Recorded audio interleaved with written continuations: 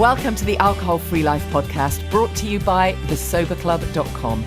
I'm Janey Grace. This is for you if you've quit the booze or you'd like to, or maybe you're just sober curious. I'll bring you tips and motivation without any judgment, and there'll be inspiration from experts, quit-lit authors, and sober heroes.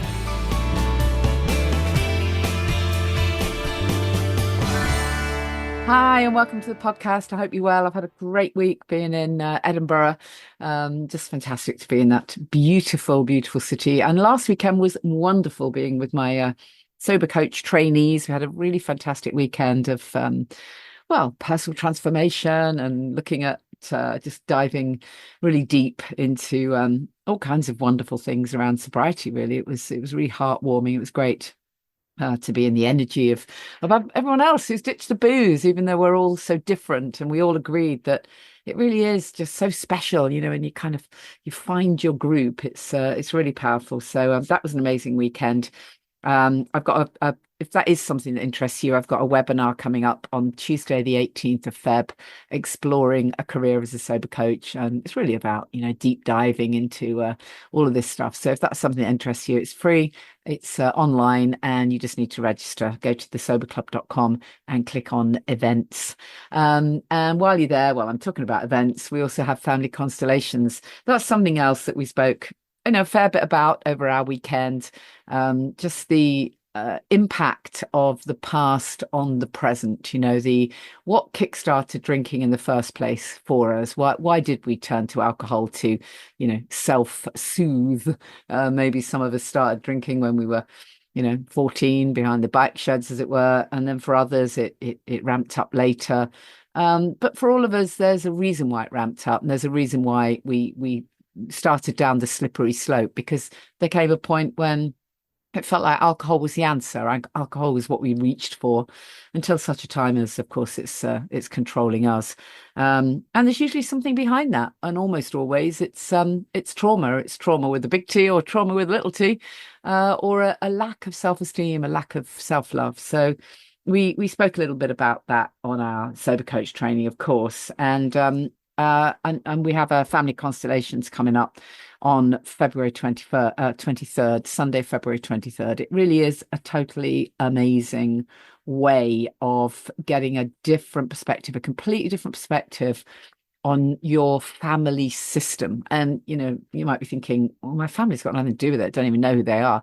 But it kind of always is. There always is something linked to your family of origin, or something along the way. So it's very profound work. Have a look at thesoberclub.com, click on the blog post there, or go to thesoberclub.com, click on events, and I try and explain it a little bit better for you there. I should do a replay, actually, shouldn't I, of one of the podcasts I've done in the past, because there's some fascinating interviews that I've done around topics linked to family constellations. So maybe go and dig them out, or I'll find a way of replaying some of them. It is, of course, the very last day of January. So where are you at? If you have ditched the booze, then well done. And please keep going. Just why would you stop now? It takes a little longer to really feel the benefits. So even if you haven't been doing the work, as it were, maybe you've only just come across this podcast, or you've only just started diving into stuff, that's fine. Start now. Start doing the work now. Start taking care of yourself now. Focus only on what you're gaining. Put that good nutrition in place. Think about that mindset and that inspiration, and absolutely get connected. Come and join us in the Sober Club. We'll hold you accountable. We'll cheerlead you. We'll support you with all kinds of wonderful, wellbeing suggestions, and you'll feel part of a group of absolutely like-minded people. So they're the tips if you have been doing dry January, or if you've been sober for a while, and you still think you need connection, then yeah, you do. We all need it. We all really do need that connection, and it's so heartwarming. It really is when it happens. So carry on if you've been doing dry Jan. If you're absolutely committed to going back to drinking, then, who am I to tell you not to? Goodness me, I went round the block, I don't know how many times, just stopped for a while, then went back to drinking until the light finally came on. And well, you've heard me say a lot, my only regret is not doing the whole proper quitting sooner. But if you are listening to this and you have done dry January and you've done all right, and you are of the mindset that you want to carry on drinking, you believe that moderation is for you, um, well, I can tell you it isn't. I can absolutely tell you that moderation doesn't work unless you never had an issue with alcohol, unless you always have been a mindful drinker in inverted commas, and it's really never been a thing for you at all. It's never controlled you. You can literally go months without thinking about it, and you absolutely don't care. But I'm guessing if you've called what you're doing dry January, then there is an element of not in fact being a mindful drinker. And so if that's you, but you are determined to go back to drinking, then let me give you a couple of tips for moderation. They would be set your boundaries, of course, set the times you're going to drink, and the days you're going to drink and how much you're going to drink and all that nonsense. For me, it was exhausting, absolutely exhausting, far harder work than actually quitting. But anyways, do the boundaries, set the times. But then add in one more very important rule, and that is that you will never drink, even if it's a designated day. You'll never drink if you are feeling really upset, really angry, irritated, fearful, scared, any of those very negative emotions that you won't reach for the drink, even if it's a designated day. And obviously, the reason for that is because we don't want to keep, reminding our unconscious mind that we believe that alcohol is the answer, that alcohol supports us, when of course it does nothing. It has zero benefits. It can only pour fuel on the fire. So do yourself a really big favor and commit to not drinking, even if it's a designated day for you. And similarly, if you can add in another one and don't drink when you celebrate either, well, you'll be starting to realize there is no point, and there really isn't. But you got to do what you got to do, and that would be my tip if you are moderating after having done dry January. If you're brand new to all of this, then do a minimum of 30 days first. Make it dry Feb, or preferably 3 months, yeah, or stay dry till July. That was what we used to say. From January to July minimum. And the really key thing is, you've heard me say it 1 million times, is focus only on what you're gaining. Never use the phrase give up. Never use the phrase give up, because you're giving up nothing. There is nothing to give up. You don't want your unconscious mind to think you're deprived and you're losing out and you're missing out. There's nothing to miss out on, nothing at all. You're only gaining. This can only be a good thing for you. And I know it can be hard, and I know you've got to push through the hard bit, but you can do it. You can do it. It's worth it. You are worth it. Remember that. Today's guest, unusually, I'm diving right into an optimum health topic, which I don't, always do on this podcast, but I loved chatting to my guest, Michelle Davies. She is an osteopath. She is a healer. She is just an absolutely all-round holistic guru, really. and I thought, I can't not share this interview with you, because she has so many gems of wisdom. So I really hope you'll enjoy the interview with Michelle. The details of her book, Mental Clarity, will be in the show notes. And just a reminder again, just in case you don't listen to the end of the podcast, and I know sometimes people don't, but just another reminder that we do have a webinar on February the 18th, Exploring a Career as a Sober Coach, and on Sunday, 23rd of Feb, Family Constellations in Hertfordshire, a very powerful workshop day. And then March 7th to the 9th, an amazing luxury retreat in Essex, Soulful, Sobriety, where we will throw everything in there that will nurture you, and hopefully you'll leave feeling totally replenished in every sense of the word. So small number of places, obviously. Really beautiful venue in Essex, not too far from Colchester, 7th to the 9th of March. And details for all of those events, the retreat, Constellations, and also the webinar, can be found at thesoberclub.com/events. And obviously, if you want to join us in the Sober Club, then all the details are there for that as well. Well, I'm really delighted to be covering a topic that I genuinely don't think I've covered before. It's so exciting. Welcome, Michelle Davies, who has over 27 years of experience as an internationally acclaimed healer in osteopathy and has transformed countless lives by addressing the root causes of pain and suffering. Michelle, thank you for joining us. I really appreciate it. Well, I really appreciate being here and to have this chat with you. It's exciting for me. So thank you very much. Oh, well, it's a very interesting topic for me. So I'll tell you where I used to come from before I became aware of people like you. So years and years ago, probably when I got pregnant with my first child, um, I got sacroiliac joint pain, the sort of heavy leg thing, terrible. And I remember going along to midwives and saying, "Oh, don't worry, it'll go when the baby's born." I'm like, "You have to be kidding me. I'm not going to walk around like I'm carrying a ball and chain for the last 3 months of pregnancy." And then they said, "Oh, well, go and see a chiropractor or whatever." So I went to a chiropractor and honestly did nothing at all. I went to an aromatherapist and it was, great for a bit. It was sort of relaxing. I went to an osteopath and hurt a bit, but did nothing at all. And then I found the Bowen technique, which I'm sure you're aware of, Yeah, Bowen. yes. And that was like a miracle, literally. Oh, Wow. can you still hear me?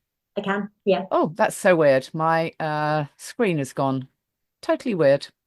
Oh, Um, you look okay to me. Oh, do I? Okay, well, I'll carry on then, but it's very, very weird here. I'll carry on. Yeah, so I found Bowen, the Bowen technique and the Bowen therapy, and it was literally like a miracle. And of course, I was able to very quickly realize that the person who was treating me was a healer, a healer in every sense of the word. And of course, as time has gone on, I've come to realize that the modality, if you like, is nothing without being in the right hands. And clearly, you're going to share with me hopefully a completely different view of osteopathy and how it works, particularly when it's in the hands of someone like you, who is obviously genuinely a healer. And I know you won't mind blowing your own trumpet and saying that that's true, right? Yes, it's true because the patients who come to see me, that's what they say. And the Yes, title of my first book that I published is called Miracle Worker great. because time and time again, patients were using that as a description. They were saying miracle worker, and I thought that's actually a really good title for a book. Yeah, So, absolutely. yeah, so I actually use that. Yeah. Fantastic, fantastic. So tell us for anyone who, they're not really sure or they just like it explaining again, what is osteopathy, particularly the kind of osteopathy you use, because you go back a long way. So you really I think I heard you on James Dallingpole's podcast talking um about the sort of the science of osteopathy, which actually goes back much further than I would have ever imagined. Yeah, so osteopathy stems back to 1874. Wow. Mm. And he was a doctor and a surgeon at the time, but they were losing more patients than keeping them alive because drugs weren't available then either. And so they were doing some horrific things to people to try to save them, but unfortunately it wasn't working. So Andrew Taylor Still was a doctor at that time and he was getting frustrated and was looking for other answers. And he discovered osteopathy because he discovered that the body has this innate ability to heal itself. If you Yes. give it the right conditions, Yes. it will actually heal and repair. The problem is that how we live our lives generally doesn't support us to be healing.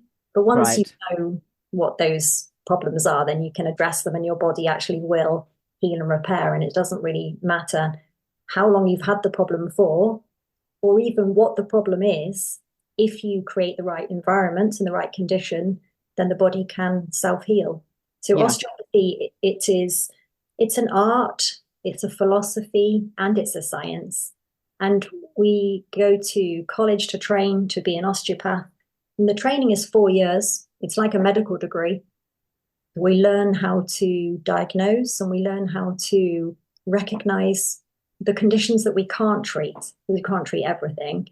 So we are then very safe. Somebody could come to us with a problem, a medical problem, and we would know whether that was actually something that did need to be treated in a hospital or by a doctor, or whether we could use our hands to be able to access the body and enable the body to heal and repair itself without the need for drugs or for surgery.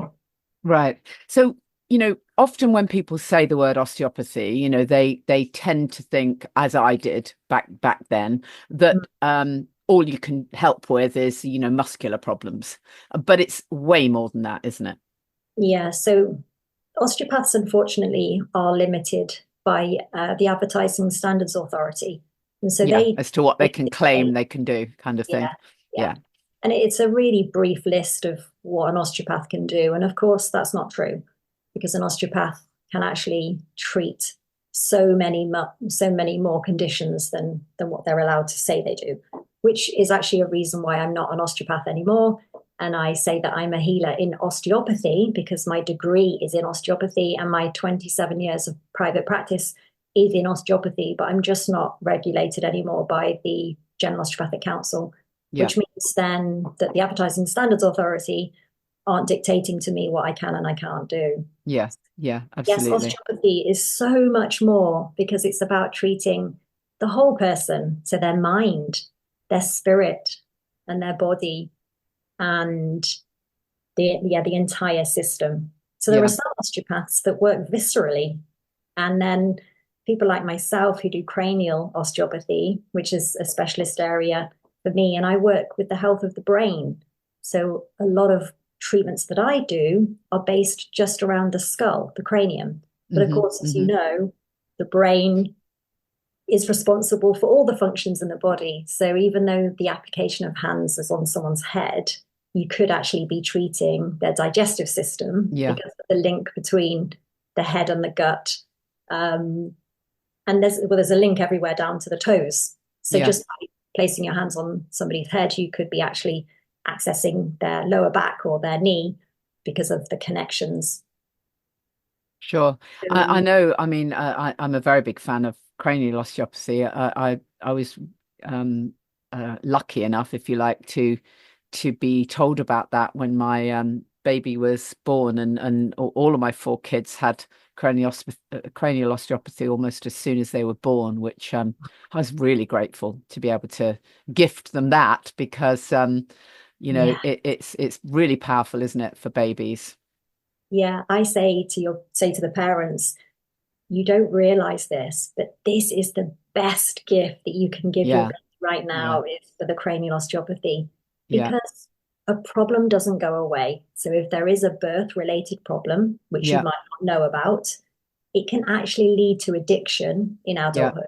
Yeah. Isn't that So, incredible? yeah, Tell us a alcohol. bit more about that potential link between, I don't know whether it's a blockage or a trauma that could have a link with addiction. Tell us a bit more about what you mean by that. Yeah, so whether you're born by a fast delivery, slow delivery, forceps, Von-2s, or even cesarean, which people don't tend to realize that. But if there is a problem with birth and that actually injures the glymphatic system, which I'll explain that in a second, but if the glymphatic system is then affected and it's not enabled to heal, it means that the dysfunction continues in that child's body and they take it with them through every year that they're alive. And it means that one problem becomes another problem, becomes another problem. And are we talking about emotional problems, as it were, or are we talking about physical issues, or is it both? Everything, Mm. physical, mental, emotional, and spiritual. So all of those four quadrants that we live life in, all of those can be affected by something from when you're born, or that you had a concussion, or an injury to your head, or or an emotional trauma as well. But Right. if you have a trauma to your head and it disrupts this system, which is the glymphatic system, it affects how your brain detoxes. So we have a glymphatic system, which it's the detox mechanism of the brain. So it's the cerebrospinal fluid, and that fluid bathes the brain, the spinal cord, and all of the nerves. And it moves around the brain at a certain rate and rhythm. And it does that in order to clean the toxins from the brain. And if that doesn't happen, that leads to congestion, it leads to inflammation, it leads to oxidative stress, too many free radicals. And that then later on can lead to addictive personality types because we're seeking relief because Yeah. it doesn't feel comfortable in the body. We look for something to give us that relief, that release, that dopamine fix Mm, that we're wanting because we're in pain, even yeah. though we're not necessarily feeling it as a sharp pain, stabbing pain, nothing like that. But it's the feeling in the body that something is just not right. Yeah. And of course, this would never be diagnosed in inverted commas by conventional practice because they wouldn't know what you were talking about. You can't really go in and say, I just don't feel quite right.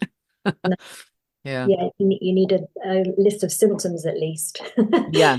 So um, so how would one know if you had this issue with the glymphatic system then? I mean, how do you know it's that rather than something else? yeah. So generally, it would be affecting your memory and affect you'd have brain fog, and Right. you know that your brain isn't functioning properly because your memory is affected, your decision making is affected, you haven't got emotional balance, you could be angry, you could be frustrated and irritated very easily, and you're lacking in energy, so you feel exhausted. So these are the ways that it can present. But if we go further back, so as a child, if you've got a problem from birth, it would first of all start as potentially colic or reflux Yeah. or a digestive issue, so constipation a lot of the times, or a sleep problem, or that the baby is just inconsolable. They just keep crying and they're crying more than they are happy. That's where it starts. So if you've got a child that's presenting that way, then it's best to have them treated because there is actually a reason and likely that it's this glymphatic issue. There's toxicity around the baby's brain. Then later on, it could be a child that's disruptive in class, or the child that's hitting other children, or they're generally disruptive. They're not listening, not paying attention. They could have things like ADHD, um, also that they perhaps just they're not fitting in, they're lacking in friends, people don't really want to be around them, or they're not confident, so they're very clingy, they haven't got that self-esteem. So and then it's pain after that, so it could be that then as a young adult you might be having migraines, or you could be having headaches, or you could have a digestive issue because of the gut brain connection via the vagus nerve. So it could be that there's a digestive problem there, that they're the symptoms. So every symptom in your journey means something. Mm, And if it's not being addressed as it's showing itself, it then can be that you have this addictive or obsessive personality. So mm. when I put my hands on someone's head, I can almost tell immediately if they're going to have an obsession or an addiction. Wow. It could be, I don't know where that addiction or obsession would be, but I know that they have something. Mm, So it could be cleaning, obsessive cleaning, OCD, mm. or it could be for somebody else that they're turning to alcohol Yeah. or to smoking or to overeating. And then what tends to happen is, so I can tell that when I'm treating, and I start engaging in that conversation of, is there anything? Mm. Usually then you know what it is because you're actually conversing with the person. Right. Um, and then you can address it with them. But often it's not that they're coming for. They're actually coming usually because of fatigue Yeah. or pain or Yeah. headache, or the brain fog, they can't quite think right, or they're procrastinating, they're not being very productive. Yeah. And then you find out actually they're drinking alcohol every day, Yeah. Yeah. or they're smoking cannabis every day. And they're doing that because they're trying to feel comfortable, because their body really is suffocating inside.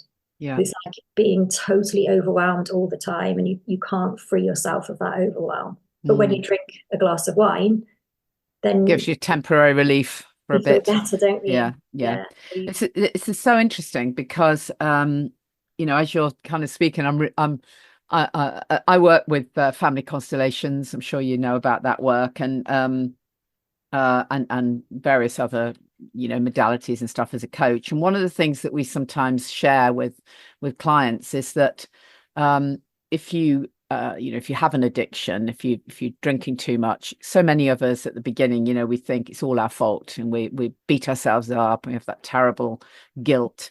And I sometimes share with people, um, this is not your fault. It's highly likely that you had some kind of trauma in the, years 0 to 18. And even the ACE study, the adverse childhood experiences, show that people who've had trauma, and you only have to score something like 3 or more on their little quiz, as it were, which is only 10 questions. You only have to score about 3 or more, and you're something like 80% more likely to have an addiction in later life. Don't quote me on the figures, but it's something like that. In Yeah. other words, it really doesn't take much for most people to have had some kind of trauma related to their upbringing. And we're not necessarily even talking the heavy stuff. It can be relatively innocuous. I mean, I scored 7 on that scale, and yet I wouldn't have said I had a tremendously terrible childhood. My parents did have mental illness, but I wasn't beaten or anything, and yet still I scored 7 out of 10, right? So we kind of have this kind of thinking, okay, so it's not my fault. I've had some kind of emotional trauma or whatever, but it can now be my responsibility to move forward. So, but within all of that, the bit that I hadn't realized until now is it's not just the emotional trauma. There might have been a physical trauma, Yeah. right? So even someone who didn't score on that scale, who really did, have happy families and absolutely no emotional stuff that was of relevance, might have had something physical, however tiny, perhaps even from birth, which has had the same impact on addiction. Isn't that fascinating? It is fascinating. And we've all been born, which Yeah, means exactly. actually we've all got the predisposition then to have an addiction or an obsession, because Yeah, we all could have this poor lymphatic drainage function. And actually, then we're all predisposed, which, if you look at most of your friends and family as well, there we see it, don't we? Because there is that tendency for addiction or obsession in most yeah, people. yes, But yes. it's how far do you take that? So But are there other modalities you talk about this lymphatic system? Are there other, because I don't think I've ever heard it come up. in the scientific world, yes. But they've only really discovered the lymphatic system, I think, in the last 16 years.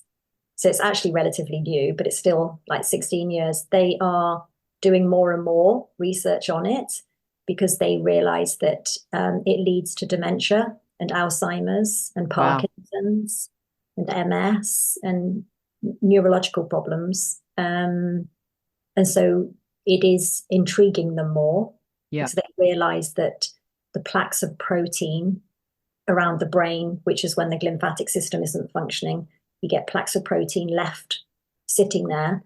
And that's what they find in patients with Alzheimer's. Um, Right. and so it is of interest. And Yeah. of interest is the gut brain connection as well, and how those two are totally tied together. Yeah. You could have a gut problem, which leads to a lymphatic problem. You can have a lymphatic problem that leads to a gut problem. So I always say to people with any like a brain fog issue or an addiction issue, you need to focus on your gut as well as you focus on your brain. Yeah. You need to look at both and improve both. The really scary thing, of course, as you've just described, those various, potential symptoms, outworking of this, a child who's disruptive or a this or a that. So Mm. many people would just simply pump the child full of a load of medication and they just live like that forever. Yeah. I mean, that's the That's scary thing, isn't it? it is, and part of that is because they don't know. No, They don't know exactly. better because this work I'm doing isn't spoken about. And I've been censored.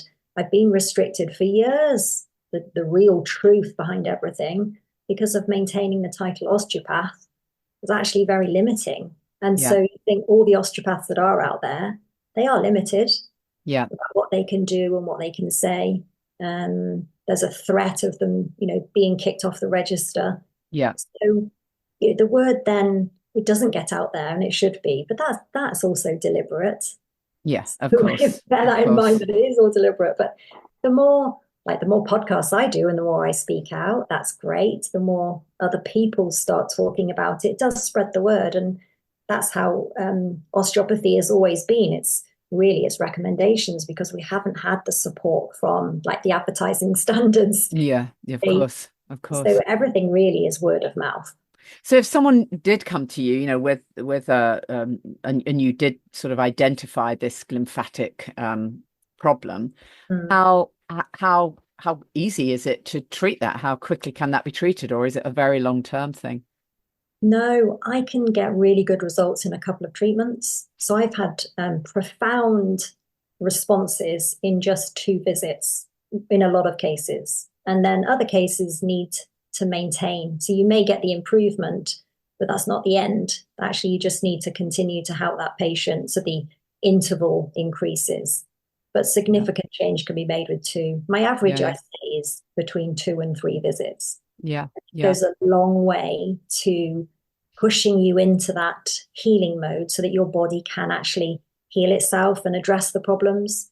And Yeah. the more compliant the person is, the better. So if they are going to follow your advice, and also they're just open to the approach and they want to change and they feel worthy of change as well, they're ready, then they will do better because they need to make changes.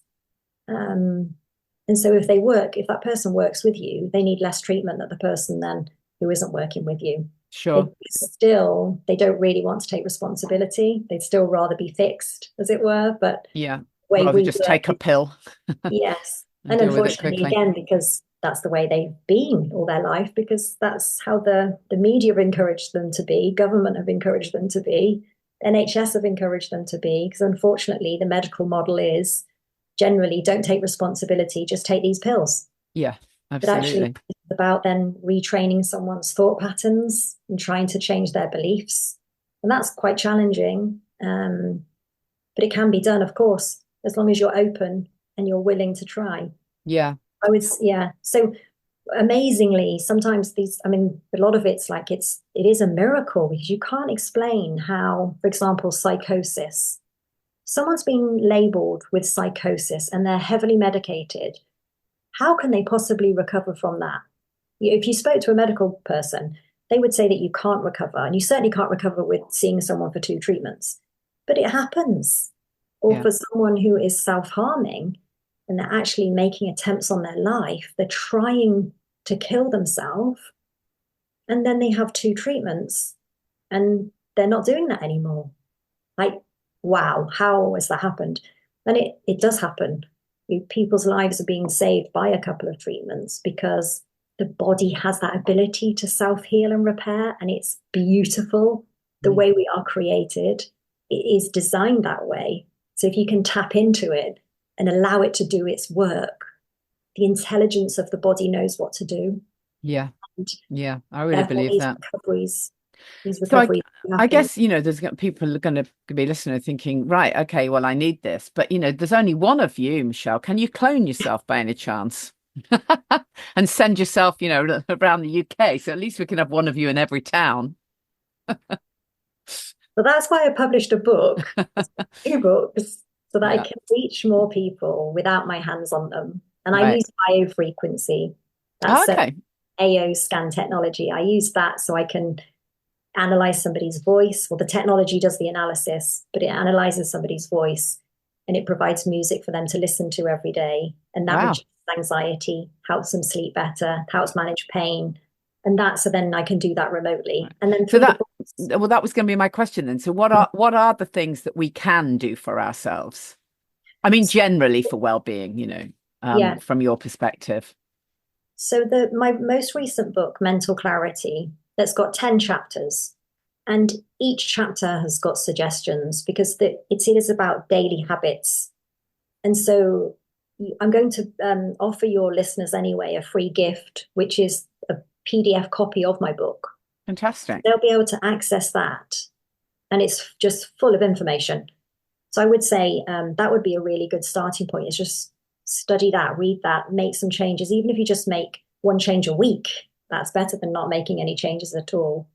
And my first book as well, Miracle Worker, it's a self-help book. So there's so much information because we need to address the physical, mental, emotional, and spiritual. So we need to do something in all of those areas. Yeah, absolutely. I think that's the thing that strikes me most about, the work you do. And I can tell that the approach is truly holistic, and it has to be, doesn't it? Because I think this is the problem. We pick and choose. Well, I'll do that vegan diet, I'll do that piece, I'll do that piece.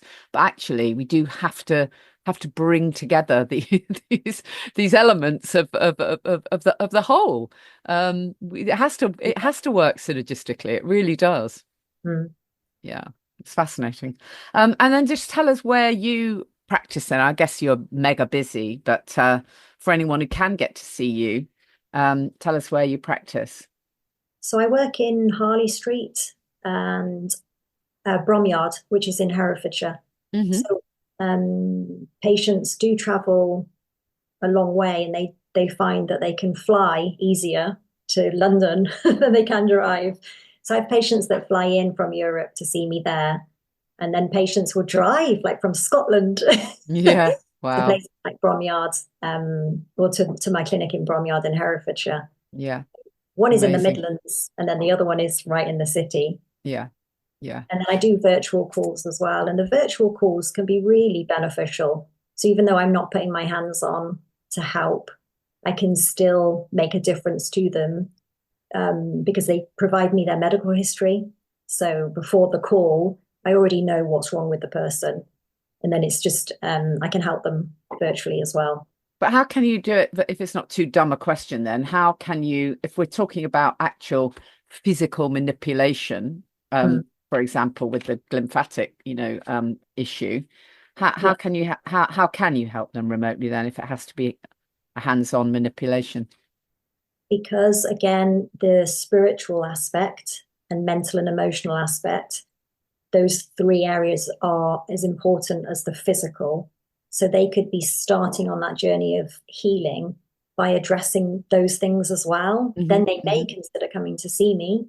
If they can, then they would do that. But if they start making changes, at least. So I will address those issues or areas on the call. Yeah. So, for example, like the spiritual aspect, talking about how we can use prayer to control our thoughts. So, any disempowering, unsupportive, unwanted, unkind thoughts that come into our mind, which we're plagued with, you can use a simple prayer, and you let the prayer do the work rather than you making a judgment of the thoughts. Then use the prayer. And then we talk about affirmations and declarations, and you can shift your energy and shift your healing just by using that prayer. And Yes. that's just to give an idea of one of the aspects, but that's like the spiritual side. And then I would talk about the mental, emotional, and physical, because physical could be talking to them about their sleep hygiene and their Yeah. diet, and encouraging them to have anti-inflammatory foods and talking about that. Exercise, drinking enough water. Um, so Yeah. there's a lot that people don't know that they could be doing that would make such a significant difference to their healing journey. Yeah. Because the lymphatic system, it heals itself when you're asleep. Also, the lymphatic system works only when you're asleep. And it happens when you've been asleep for 3 or 4 hours. So the first part of you going to sleep, it's not really doing the detoxing of the brain. But then when you've been asleep 3 or 4 hours, it does. So you want to make sure that you're going to sleep well and that you're sleeping for 6, 7, or 8 hours, because then at least your brain is going to be detoxing.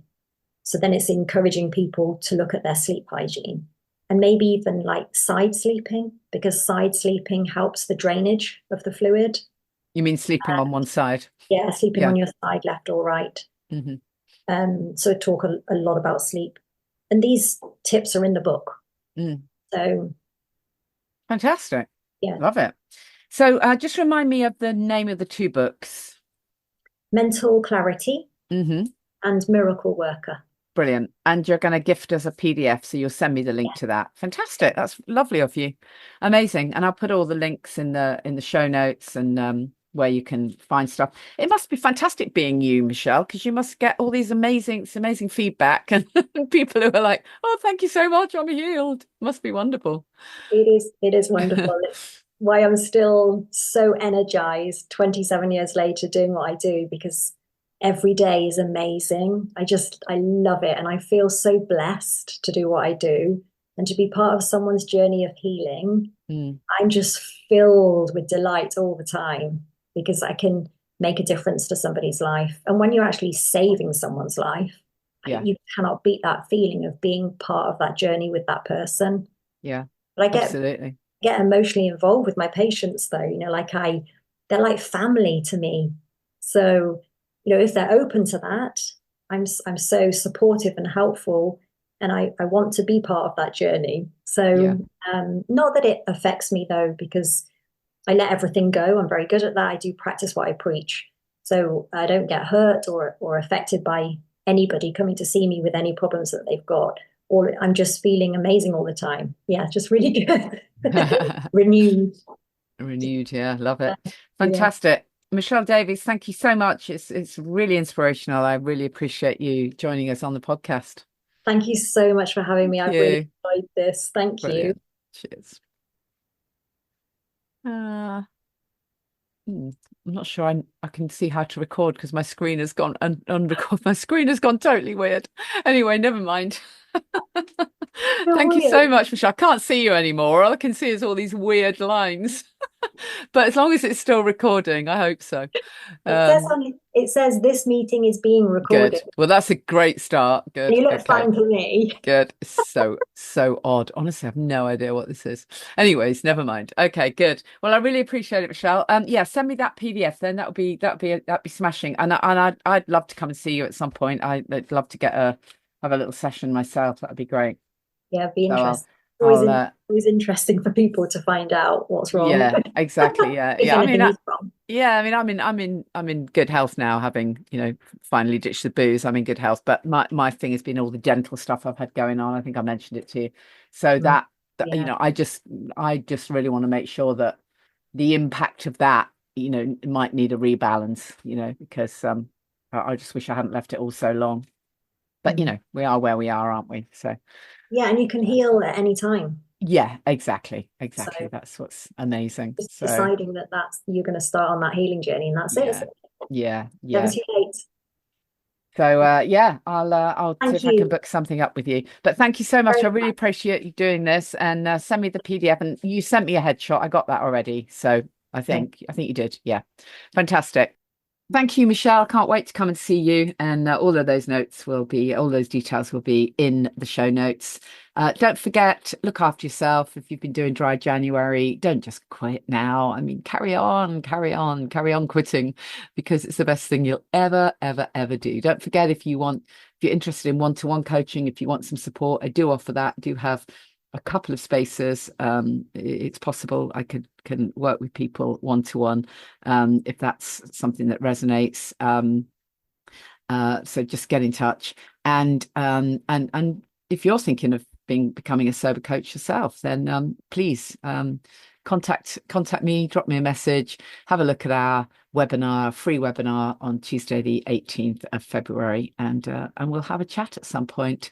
And as we go into February, oh yeah, in fact, do consider joining us in the Sober Club, because as we go into February, we're going to do a rerun of our self-love challenge. It's a really lovely kind of very simple, but a very nice reminder of little ways we can start to be kind to ourselves in the month of February. So we'll be starting that real soon. I'll see you same time next week. Thank you for listening to the Alcohol Free Life podcast, brought to you by the Sober Club. Please rate and review. And if you want support, accountability and inspiration, and you want to live your best life without the booze, check out thesoberclub.com.